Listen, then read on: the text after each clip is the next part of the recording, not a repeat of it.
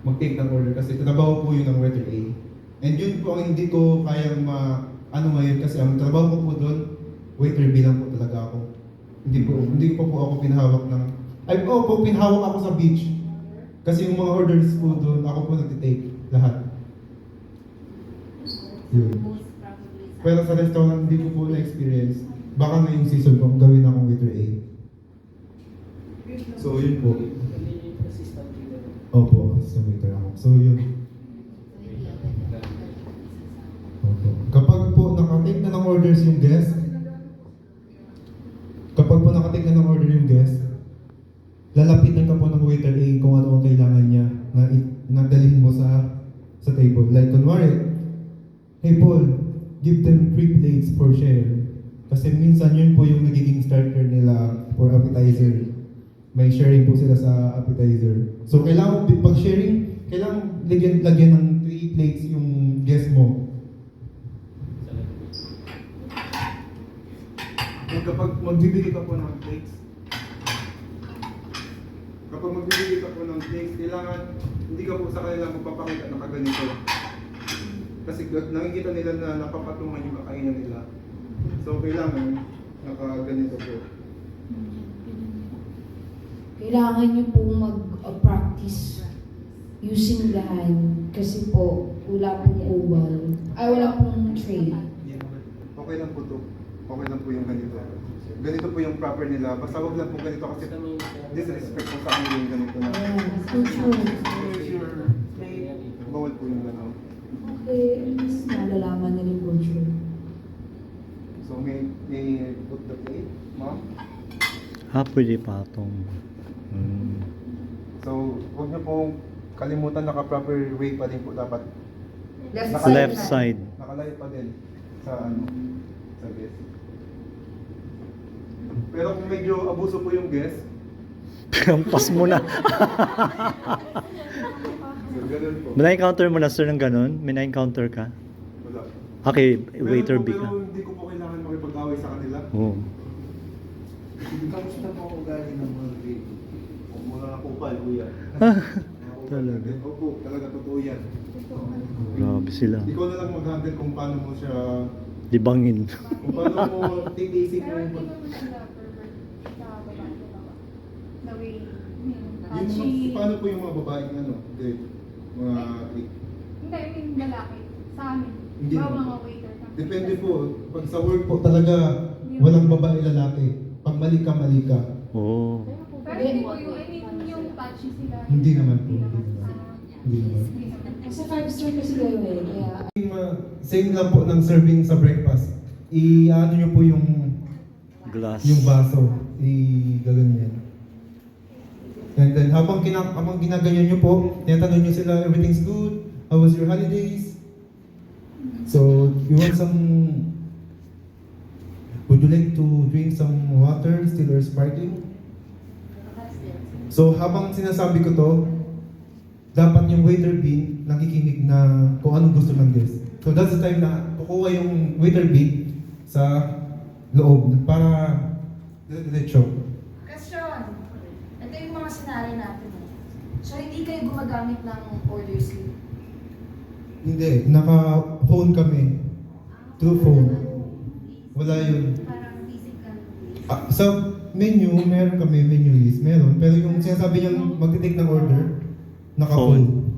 Yung mga waiter A, lahat po yan, Tablet ba? phone, Android. Sa notes? Opo. Sarili mo lang. Sarili mo lang. Ang waiter B, wala pong ganyan ha.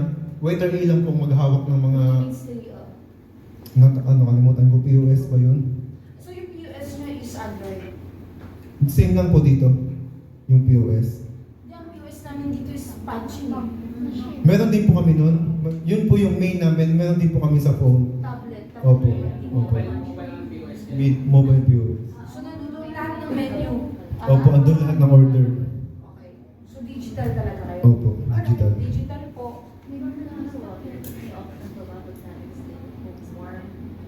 Yes po. Still or sparkling or Espelirigno. Yung Pelirigno po, different, ano po yun sa kanila. Kumbaga sa atin, parang ano siya, soda. Ganun. Opo. Yan yung sabi ko na kapag mag-offer po kayo ng water, you ask them, is it, you prefer still or sparkling? Sparkling water is carbonated water without any additives like sugar and color. Unlike soda, may sugar po siya, water, and carbonated. Okay? So, yun po.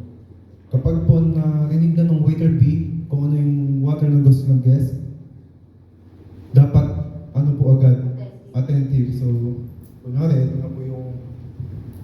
na po yung water. Lagi po yung hawakan yung bottled water na with napkin. Ganito. Pwede din isa ko kayo ganito kung siga kayo maglakad. Kaya ako lagi ako ganito.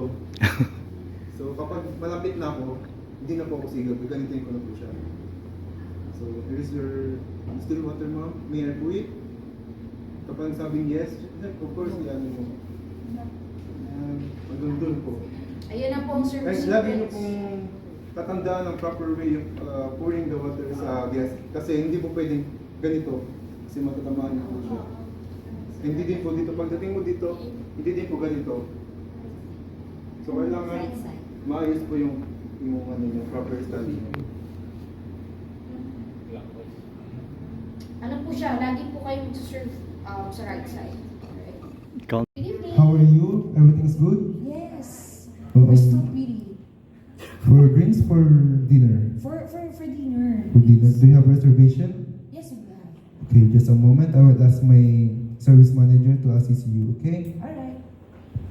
Okay, so do you have reservation under the name of Miss Rosa? So, where do you like to see it? We have a non-smoking inside and smoking area, like here. Okay. Where do you prefer, smoking or non-smoking? So, sorry to cut. So, meaning to say, different din siya. Hindi mo ilalagay yung reserve sign sa bawat table. Hindi ka mag-a-appoint ng Hindi. table. So, kung priority ang in-house, Actually, kung ano ma'am, gusto niya. Before siya mag-make ng reservation, tatanungin mo kung smoking or non-smoking. Para pagdating nila, upo na lang sila. Okay, sige. But because- pag naka-remarks dun sa reservation ko na non-smoking, So, alam mo na. alam na namin kasi doon lang kami meron sa loob ng Pero non-smoking walang area. particular table and chair. Kami pa rin mamimili sa non-smoking area. Yes. Okay. Guys, take note Ganito po daw sa Greece. Ha? So, sige.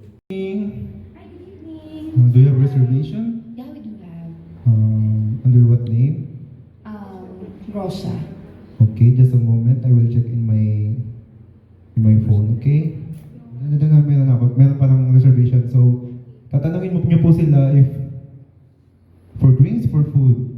I'm sorry. For drinks or for dinner. Yes. Sa Greece. Yes. Guys, Kahit may reservation. Take note of this.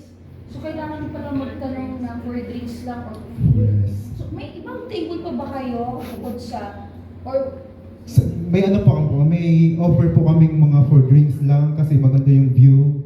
And meron po kaming smoking, non-smoking. guys, take note of this, ha? Hindi siya katulad natin dito na same setup ng table kung saan ang gusto niya, ha? Kung doon na mag-based sa menu kung anong orderin. Ito, for Okay, drinks. so, opo, Dinner lang daw. May reservation. May reservation, yes po. Papasok po dyan yung delay. Bibigyan kayo ng delay ng head waiter or service manager. Bibigyan kayo 45 minutes delay. Is it okay? I will give you 45 minutes delay because we have a lot of guests in our hotel that they have already reservation. Paano kapag hindi pa full? May, Wala. Hindi pwede. Laging may delay yan, 15 minutes kahit wala pang ano kasi priority lagi yung guest ng hotel. Okay. Yun. So, different talaga siya. So, baka ma-culture shock kayo. Okay. Sige, ulit pasok kayo dun, ma'am. Ulit pasok. Ma-culture shock sila. Nataka din gagawa ng isang-susok. Opo. So, same with. Hindi na po yun masyadong hassle kasi sa Greece po, in-order nila yung mga napkin for cutlers. So ilalagay mo na lang talaga siya after mahugasan ng dishwasher. And hindi po basta-basta ilalagay yung ano kasi ipapolish nyo pa po yan. Lahat po yan ginawa. Ang difference naman dito sa Pinas, kasi pag iced coffee, hindi na mimix. Oo, hindi Hindi po minimix. minimix kasi po may sugar level eh. Ayaw sa 5-star hotel here. Yun yung difference hindi po minimix yung sugar syrup. Naka-separate po yan. Merong iced coffee ka, nasa sayo, bibigyan ka ng ng syrup, nasa sayo kung ano yung level na gusto mo ng sugar. But in Greece, naka-mix na po siya. Okay? And kapag sinabi po sa inyo iced coffee, hindi po pwedeng iced coffee yung ititake mong order sa bartender. Kaya nga po, sinabi ko kanina, what do you want? We have a different ice, like Freddo Espresso, Freddo Cappuccino, ice latte, ice frappe. So what kind of ice you want? Ice frappe, right? Sugar, black, medium, or sweet? How are you? You look not good. How was your sleep? Everything's good? Terrible. You want some coffee to drink? Or Yes, tea? of course. I love coffee. Nakalimutan ko ma'am. Once po na nakaupo na yung guest, kailangan nyo po i-out na ganun agad yung hindi ko po alam yung sabi ng service manager ko, as a respect na nakaupo na yung guest. Okay po. Or shall we say, yun din po yung bawat company. Depende po. Sige, go. So, So important talaga yung SO, yung standard operation procedure ng bawat restaurant. So, yun po. Ito po yung setup namin. Breakfast setup. Sa amin, nandito po sa left side yung salt and pepper with the sugar. Kasi wala pong sugar. Ito na lang. Kunyari. Sir, anong tawag kapag sugar? As in, may lalagyan po ng sugar Mayroon po. Sugar candy. Okay? Tama ba? Meron po. Tapos, magtataka kayo bakit sa gilid. Kasi sa Philippines kasi is, dito. Opo. Tapos sugar candy. Bakit ba sir? Bakit nasa gilid? Ayun ba yung nila? Yung SOP? Siguro. O yan. Kasi UK. So, see, different country, different concept, Iba-iba talaga. different SOP. Okay? Yan yung sinasabi ko kanina sa lecture. Okay. Ano po yung sinisetapan natin? Anong pong area? Breakfast. Breakfast. So, ang breakfast setup po, kailangan before po mag-start ang morning, kailangan sa night, mga naka-duty ng night shift, kasi kayo po lahat, hindi po lahat mag-duty ng night or morning. Yung iba po, night shift. Kasi ako po, based on my experience, naging night shift po ako. So, before mag-end yung dinner shift namin, nagsiset up na po kami ng pang-breakfast. Kailangan prepare na po siya before in the morning. Opo. So, ang tawag din, sir, dito sa Philippines, mga set-up boys yun. Since puro babae kasama ni sir, siya lang. May yung mga mabibigat po, Oo. ako nag-prepare, sila po nag-set up. Bakit nagkakaroon ng pre-set-up? Because maaga pa lang, breakfast na. We don't want to rush everything. Opo. Na parang nangangarag ka. Is yung breakfast setup. Hindi po siya masyadong madaming gamit, like madaming things sa table. Unlike dito po sa atin sa Pilipinas, nakaset up po madaming plate, madaming cutlers. Dito sa Greece, I mean sa hotel po namin, ito lang po yung papakita ko yung experience ko po sa hotel namin. So, sige. Ito pong bowl, i-present na lang po natin na coffee cup siya. Kasi wala pong cup, coffee cup eh. So, kunwari, lang po to, coffee cup. And ito din po natin, i-present din na lang po natin na placemat. Kasi may placemat po talaga doon. Laging meron, hindi pwedeng wala.